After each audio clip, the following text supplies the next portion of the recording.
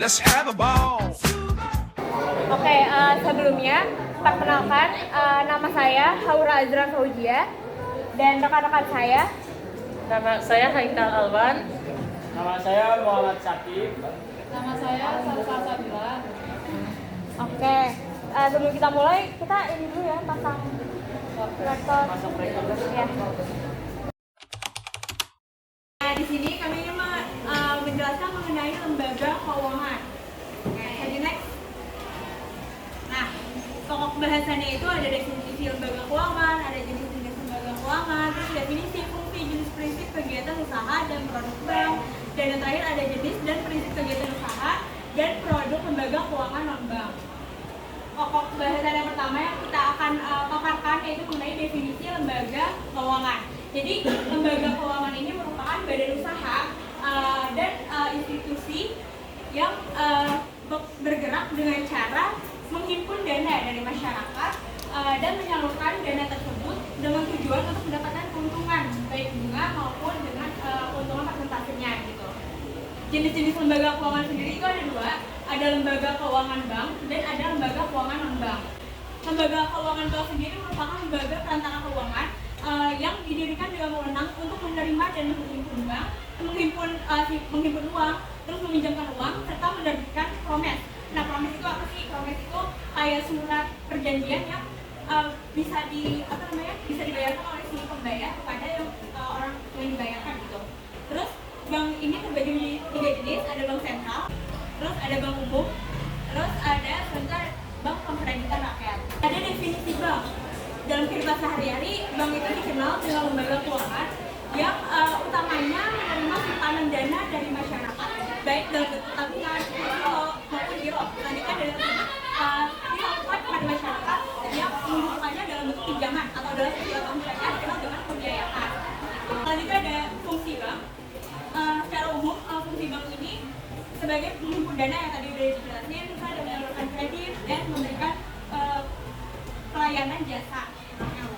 Yang pertama, berdasarkan kelembagaan ada bank umum dan bank pemkreditan rakyat.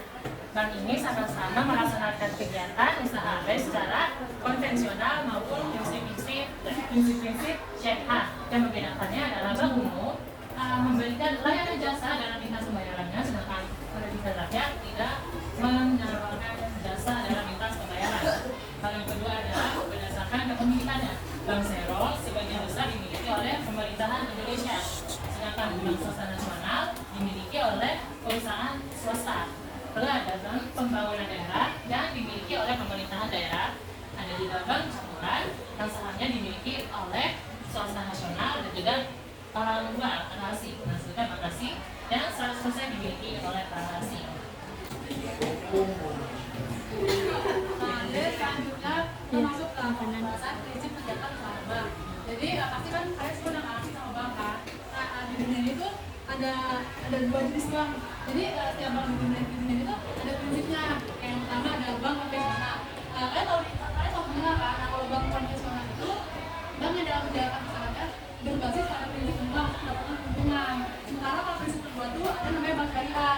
Nah, bank syariah itu dapat diartikan sebagai lembaga intermediasi yang menyediakan jasa keuangan, tapi dia tuh nggak berdasarkan riba atau berdasarkan bunga, karena kan sesuai namanya kan syariah itu kan sesuai dengan ada misal gitu ya, kalau misal itu kan riba nggak dibolehin, Nah, jadi bank syariah itu menyediakan bank yang tetap bisa melayani nasabahnya semua tanpa riba, jadi kita nggak bakal keuntungan dari riba. Jadi tujuannya itu kita disini di dunia itu ada 2 antara bank konvensional sama bank syariah. Jadi itu yang membedakan, dan bank syariah ini tuh adanya tentu di negara-negara yang ada masyarakat muslimnya ya, kayak di Indonesia, kayak mungkin misalkan di kita. Kalau di negara-negara Eropa, Amerika itu kan pasti mereka tuh nggak menyediakan bank syariah, mereka cuma menyediakan bank konvensional. Selanjutnya ada fungsi dan peranan lembaga keuangan non-bank. Yang ada untuk menghimpun dana dari masyarakat yang kelebihan dana. Maksudnya adalah ini berfungsi sebagai alternatif bagi masyarakat yang ingin menyimpan atau menginvestasikan dananya di luar perbankan. Contohnya adalah asuransi. Lalu yang kedua adalah membantu dunia usaha dalam meningkatkan produktivitas barang jasa. Ini maksudnya adalah agar mereka supaya dapat meningkatkan kapasitas produksi produksi dan layanan dengan cara mereka itu diberikan uang atau modal. Contohnya adalah modal regular. Lalu yang C, memperlancar distribusi barang atau jasa. Ini dibutuhkan untuk logistik atau pengolahan rantai pasok. Kalau yang terakhir ada pendorong terbukanya lapangan pekerjaan dengan mendukung proyek infrastruktur. Target KB dengan keuangan non-bank memberi peluang kerja secara tidak langsung maupun langsung. Oke, dengan adanya FB ini, berbagai aspek ekonomi dapat berkembang lebih baik termasuk peningkatan pendapatan masyarakat dan pertumbuhan ekonomi. Sekarang kita masuk ke materi produk dan layanan bank. Jadi kita udah dijelasin kalau bank apa. Nah, bank itu kan berfungsi sebagai penyedia jasa kan untuk masyarakat dan menyimpan uangnya. Jadi tentunya dalam menerapkan prinsipnya itu kan dia harus ada produk dan layanannya. Nah, jadi produk dan layanan itu bisa dilihat. Nah, produk bank itu dapat dikelompokkan menurut 3 utama tadi, yaitu kan menghimpun dan menyalurkan dana di masyarakat. Nah, dalam rangka menghimpun dana di masyarakat itu atau bisa disebut funding, itu produk bank itu terdiri atas tabungan, deposito dan dividen yang secara umum disebut dengan produk simpanan. Nah, nabung di bank, misalkan kayak kalian juga itu sistemnya itu kita nabung di bank. Misalkan kita punya uang juta nih, itu nggak mungkin ya kalau misalkan di bawah itu nggak mungkin. Dan kalau kita lihat aman itu kita taruhnya di bank nabung. Terus kayak kan kita dapat ATM itu kayak biasa aja nabung di bank kan. Sistemnya itu kalau tabungan di bank itu kan ada bunga. Jadi kita dapatnya kayak investasi juga tabungan di bank. Kita dapat bunga gitu. Terus yang kedua itu ada namanya deposito. Nah, tapi ini kalau anak-anak itu banyak yang belum tahu ya deposito. Bisa tuh deposito tuh dilakuin sama investor, sama orang-orang yang pengen. Jadi kayak sama orang-orang yang itu orang besar kayak misalkan perusahaan. Jadi kayak secara besar itu dapat namanya.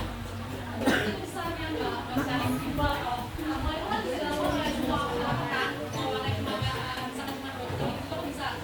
Beda kalau deposito berarti besar dan simpel. Bisa contohnya kayak ada tau kan dolar tuh makin naik. Dolar makin naik. Misalnya nih, kita tuh nabung di bank dengan posisi itu nggak dihitung. Jadi investasi itu langsung di bank. Jadi misalkan kita nabung di bank sekarang, misalkan nabung di bank 2015, misalkan waktu 2015 itu $1 itu 10.000. Jasa layanan bank. Nah, sesuai tadi kan layanan bank itu ada fungsi. Jadi penjelasan fungsinya, bank itu juga menyediakan jasa untuk nasabah dong. Kalau mereka nggak ada jasa layanannya, kita nggak mungkin ada nasabah yang mau dengan urusan jalan untuk jasa dari bank itu. Nah, dari situ jasa layanan yang paling kita kenal itu apa? Kayak kartu ATM. Ya kan sih tahu kartu ATM itu ngambil. Jadi kayak kayaknya uang di bank. Itu ATM itu tertanggung sebagai nasabah. Itu fasilitas yang disediakan oleh bank. Jadi terus yang kedua itu namanya kartu kredit. Nah, kartu kredit itu tanggal pemberian. Misalkan kamu punya kredit itu tahu kan kredit depan gitu kan istilahnya. Jadi kalian kayak nggak beli barang tanpa harus bayar langsung. Tapi terus yang ketiga ada money changer. Nah, ya kalau dalam versi Indonesia kan bisa diartikan sebagai tukar uang atau tukar uang. Nah, yang keempat itu ada transfer atau kiriman dana. Nah, transfer di sini tuh maksudnya bukan transfer lewat HP. Beda. Kiriman dana itu maksudnya untuk misal orang-orang di desa-desa, orang-orang yang masih belum tersedia bank itu, belum tersedia aksesnya kayak kita lah, internet di rumah kita. Kalau kita kan di Jakarta bisa lah lewat transfer banking gitu kan. Sementara kalau transfer dan kiriman dana tuh bisa dilakukan. Jadi kita ke bank nih, kita misalkan mau ngirim duit buat ibu kita di kampung. Bisa tuh misalkan kita lakukan nanti si bank itu akan dikeluarin ke bank sama ibu kita. Oke teman-teman, selanjutnya di sini bisa kalian lihat ya, di sini kegiatan usaha dan produk lembaga keuangan bank. Jadi teman-teman cukup lihatin aja, perhatiin, dengerin, catat juga bebas terserah. Pertama ada pegadaian.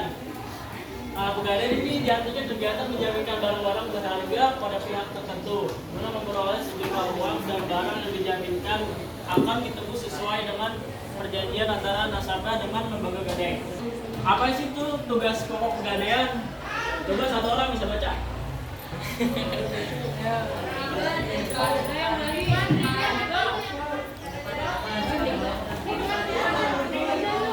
Ada yang baca? Mau ada lagi nih. Lanjut. Ya nyesel ya. Nggak ada hadiahnya padahal. Selanjutnya ada perusahaan asuransi. Asuransi adalah perjanjian antara dua pihak atau lebih, di mana penyedia asuransi menerima premi dari pihak yang diasuransikan dan memberikan kompensasi atas kerugian. Kerusakan atau kehilangan yang mungkin terjadi, atau memberikan perlindungan terhadap tanggung jawab hukum yang dapat timbul akibat peristiwa yang tidak terduga, serta memberikan pembayaran berdasarkan status hidup atau meninggalnya seseorang yang diasuransikan. Berikut ada fungsi dari asuransi adalah pertama ada mengidentifikasi, mengukur dan mengelola risiko. Yang kedua ada memberikan perlindungan finansial. Ketiga ada meminimalisir risiko yang tidak terduga. Yang keempat ada menyimpan dana dengan aman. Selanjutnya memberikan jaminan perlindungan masa depan. Yang keenam ada membantu pembisnis fokus pada usaha. Anjak piutang. Anjak piutang adalah badan usaha yang melakukan kegiatan pembiayaan dalam bentuk pembelian dan atau pengalihan serta penerusan piutang atau tagihan jangka pendek suatu perusahaan dari transaksi perdagangan dalam atau luar negeri. Nah, kegiatan anjak piutang ini salah satunya pengembalian tagihan suatu perusahaan dengan fee tertentu. Selanjutnya pembiayaan piutang berdasar perusahaan dalam suatu transaksi perdagangan dengan harga sesuai kesepakatan. Yang ketiga adalah mengelola usaha penjualan kredit suatu perusahaan, yang berarti perusahaan anjak piutang dapat mengelola kegiatan administrasi kredit suatu perusahaan sesuai kesepakatan. Nah, ada perbedaan anjak piutang dengan kredit bank. Kredit bank biasanya ketat dan memiliki syarat perusahaan tetap. Sedangkan fasilitas anjak piutang penjualan kredit menjadi non tunai. Kredit bank melibatkan praktik-praktik dalam kreditan umum termasuk mengenai jaminan. Sementara itu, anjak piutang pada prinsipnya merupakan transaksi jual beli piutang. Betul.